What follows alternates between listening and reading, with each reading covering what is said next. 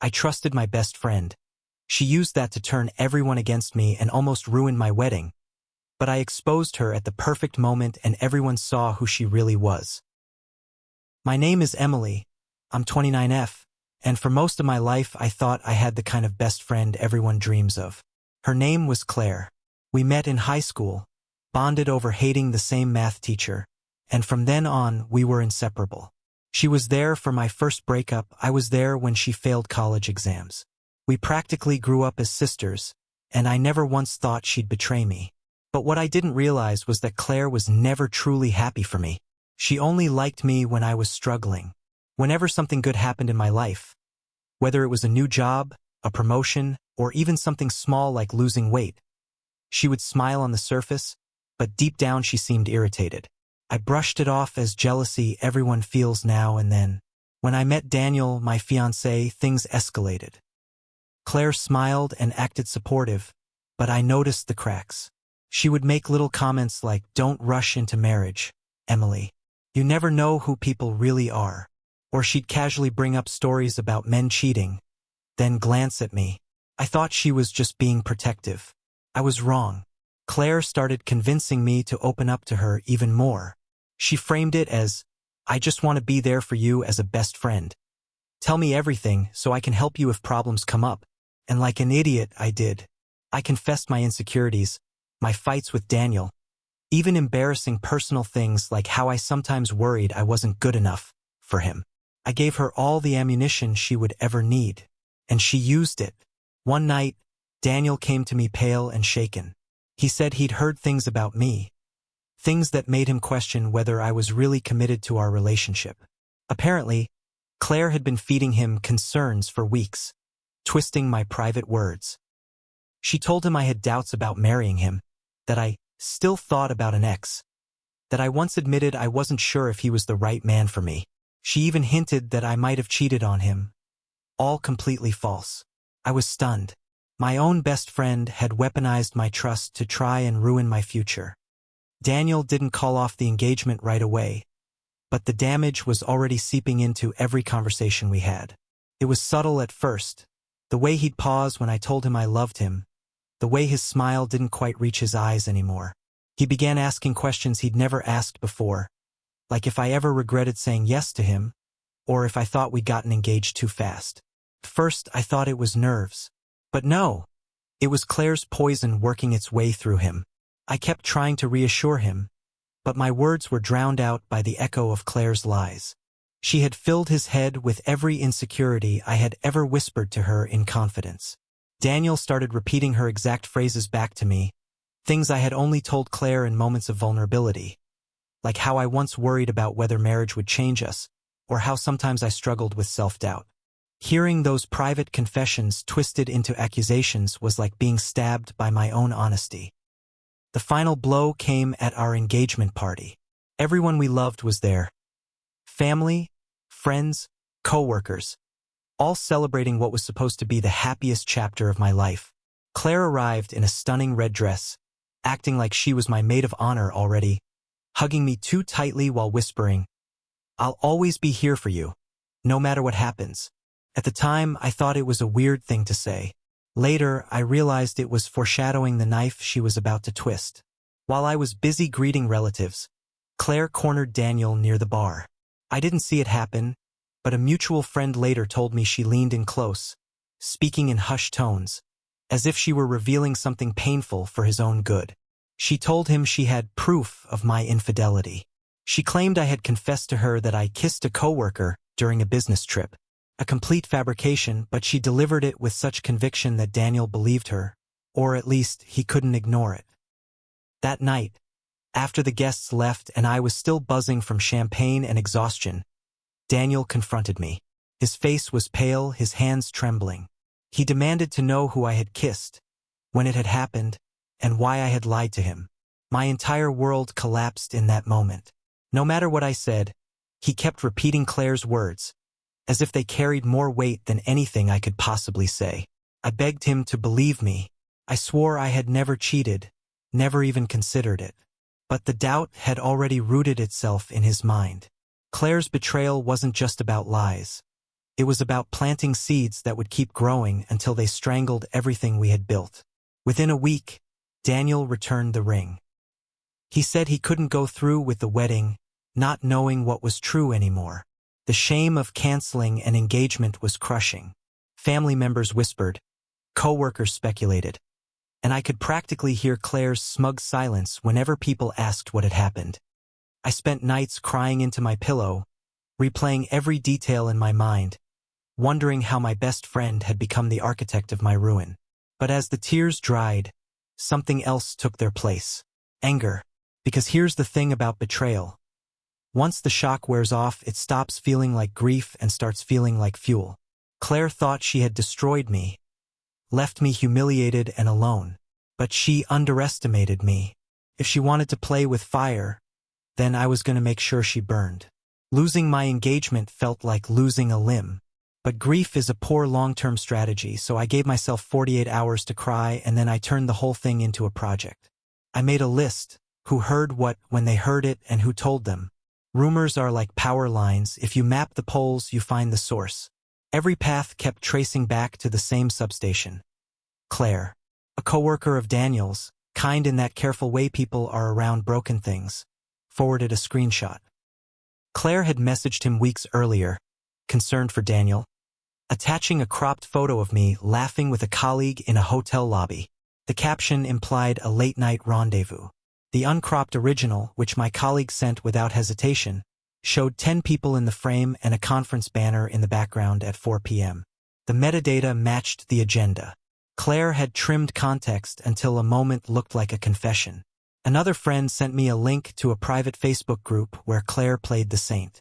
She posted anonymous stories about a close friend on the verge of cheating, harvesting advice and sympathy while painting herself as the only moral witness. The phrasing was mine. My late-night anxieties reappeared as her parables. She had been running this performance for months, building credibility so her final blow would land softly on willing ears. Daniel's sister, who had always been polite but distant with me, called one evening and apologized for believing Claire first. She confessed Claire had been texting her since the proposal, warning that I was impulsive and easily swayed by attention. The timing wasn't an accident. Claire had seeded distrust before there was anything to distrust. I documented everything.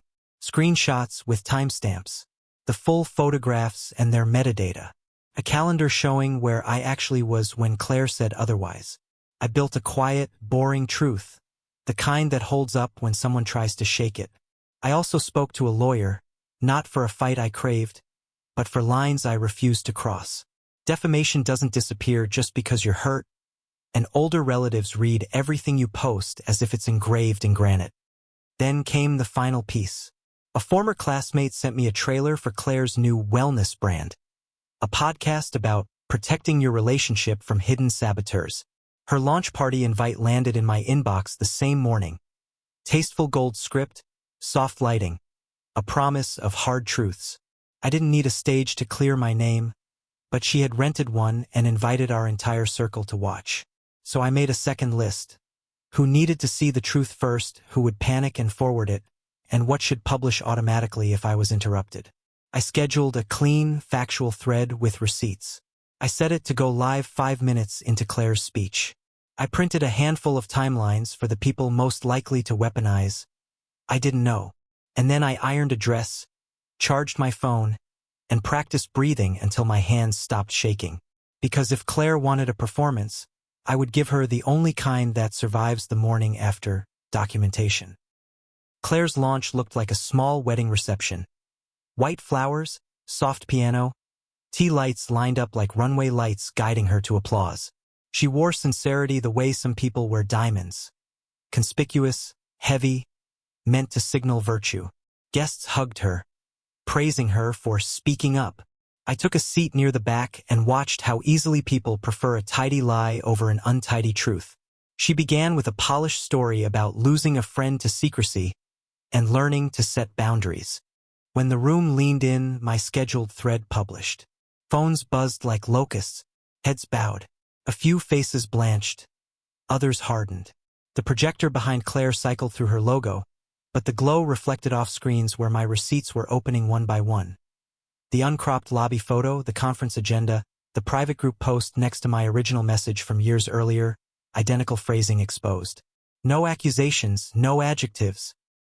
Just dates, images, and the line context is the difference between truth and rumor. You could feel the air change. The sponsor representative stepped away from the front row and started typing frantically. Claire faltered for a beat, then doubled down, reaching for a card. She announced, voice trembling artfully, that she had been ill this spring and that my erratic behavior had triggered her recovery. It was supposed to yank sympathy back like a leash, but I had expected the pity pivot. A minute later, a second post in my thread went live. An email from the clinic she'd named, confirming no such patient had been treated there under her details during the dates she cited, plus a public Instagram photo of Claire at a music festival on the day of her claimed procedure.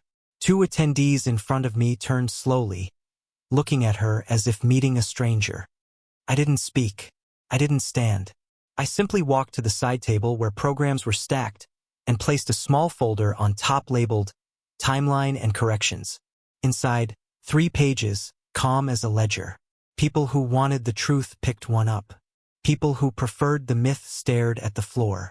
The first twist arrived from a direction I hadn't planned. Daniel walked in late, dressed plainly, no ring in sight. He scanned the room, eyes a map of confusion and dawning recognition as screens around him glowed with the same thread. He didn't look at me. He looked at Claire. And in that look lived the moment a story unhooks itself from the narrator and writes another ending. Sponsors slipped out. A cousin whispered, then exited with her husband. Claire tried to continue, but the room no longer consented to the script. By the time the pianist restarted the soft melody, half the seats were empty. I didn't wait for the lights to come up. Outside, I sat on a low stone wall, breathed in night air, and felt the smallest corner of my life reattach.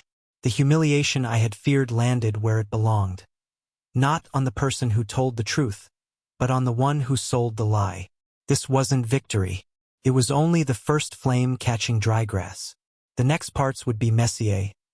Families, apologies, the accounting no one enjoys.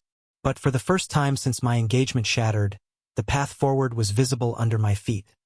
Not because I shouted, but because I insisted on being believed by the only judge that matters in the end. Time with receipts. The morning after Claire's launch imploded, my phone lit up like a fire alarm. Some messages were apologies, hesitant and awkward, from friends who admitted they'd believed her version without ever asking me. Others were angry rants directed at Claire. People furious that she'd used their trust to spread poison. A few messages were colder. We need to talk. Those were the ones that hurt most, because they revealed just how deeply the lies had sunk. Daniel texted once, I need space to process. Just 6 words, but they landed heavier than anything Claire had said. For months, I had been painted as reckless, unstable, and dishonest, and Daniel had absorbed those shadows until they felt like truth. Now he had to sift through the ashes and decide whether to see me again without Claire's filter. I didn't reply. Space was a mercy, and I wasn't going to beg for a verdict in the middle of chaos. Meanwhile, the receipts I had released were being shared far beyond our circle. People screenshotted the thread, added commentary, even tagged the wellness sponsors who had backed Claire's event. Within 48 hours, the sponsorship post was deleted, and Claire's podcast launch trailer vanished from every platform. For someone who lived off image, silence was louder than any scandal headline. But scandal has a half-life. It doesn't vanish overnight. It just mutates. Claire doubled down again, this time playing victim on a private Instagram story, claiming I had invaded her privacy and weaponized her personal life. Screenshots of that, too, found their way back to me. Her narrative was slipping through her fingers, and in desperation, she only tightened her grip. I stayed quiet. That was the hardest part. Every instinct screamed to answer, to fight in real time, to scream my innocence louder than her lies. But I remembered my lawyer's warning. Let the evidence do the talking.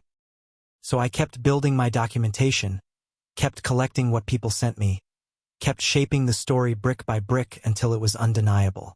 And still, in the back of my mind, one question burned hotter than any rumor.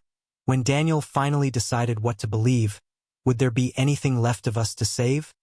The weeks following Claire's implosion felt like standing in the eye of a hurricane. Everything was still, but I could sense destruction circling me, waiting to crash down again. Claire had gone dark publicly, her feeds abandoned, her event sponsors gone, her brand now a hollow echo. But silence never meant surrender.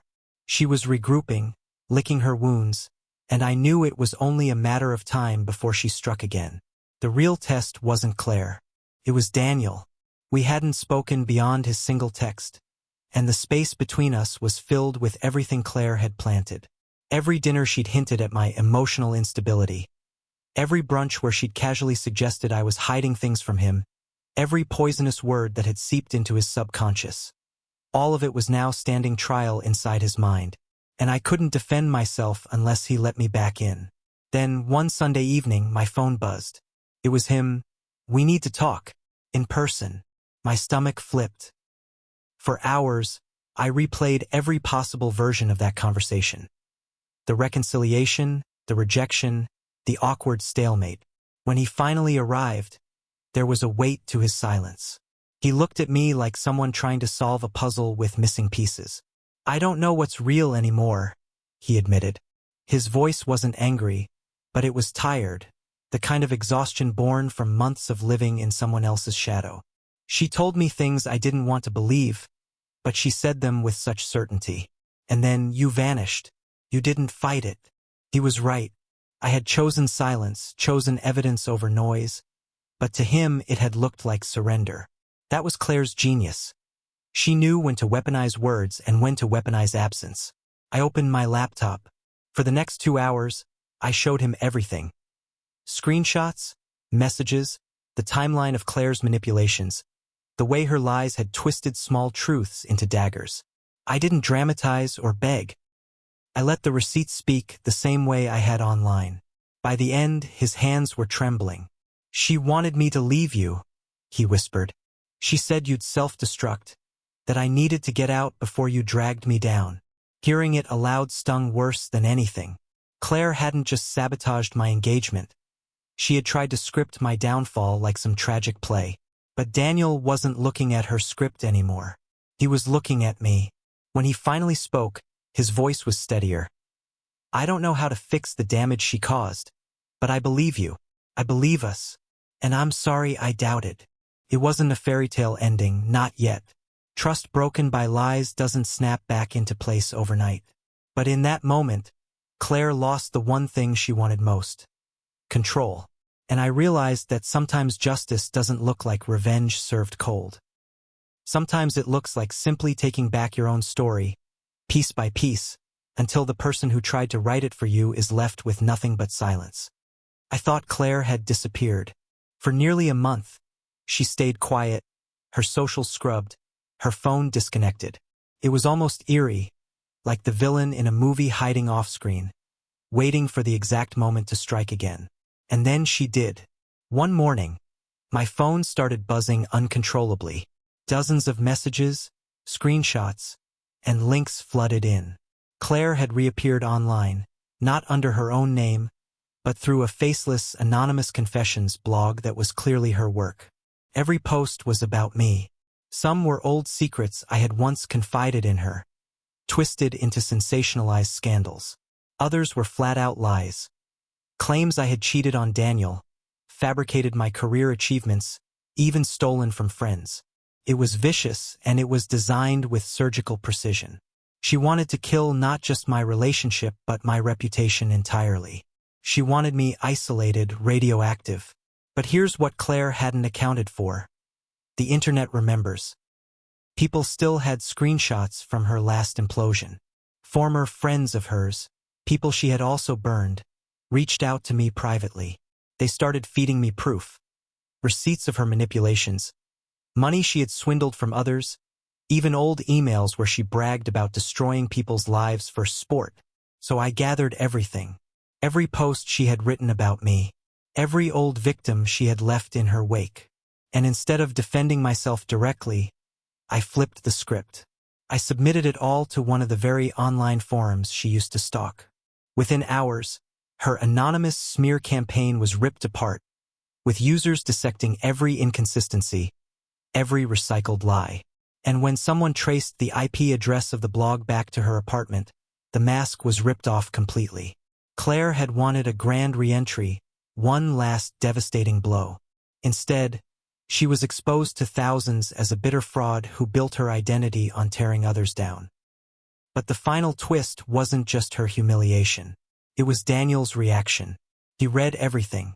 He saw firsthand the depth of her obsession with ruining me and by extension, him. He didn't just believe me anymore. He trusted me again. And that's when I realized Claire's last strike wasn't her victory. It was the nail in her own coffin. After her exposure, Claire tried to salvage what little dignity she had left.